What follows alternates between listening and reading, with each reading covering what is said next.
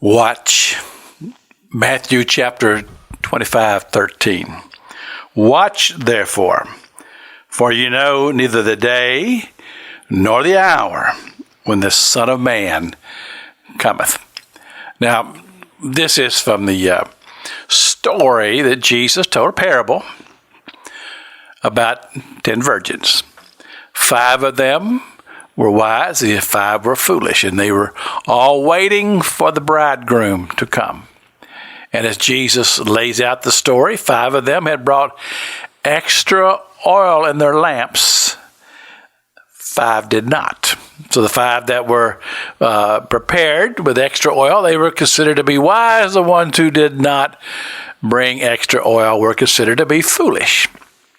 But now, as you would read the parable, it talks about how that they would go about life.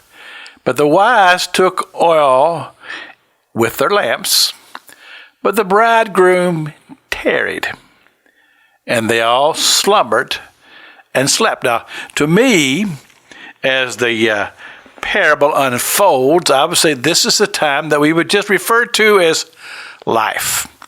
We just go about life. And some, as Jesus described it, were wise in their life and in their choices in life, but 5 were not.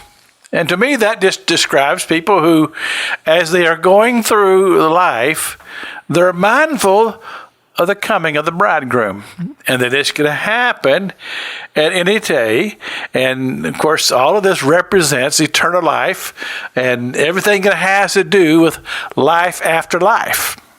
Some people are wise, and they think about it, and they're mindful of the fact that at any moment, their life could cease, and then they deal with eternity.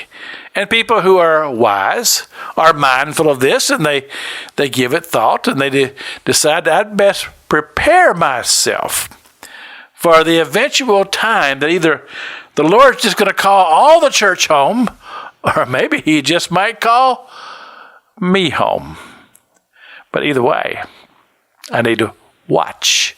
I need to be watching and waiting, mindful, being wise. And to me, as Jesus talks about being wise, that just simply tells me that I am very much aware of my spiritual heart, my spiritual life, my spiritual condition, and my eventual spiritual life as I would go into another dimension of life.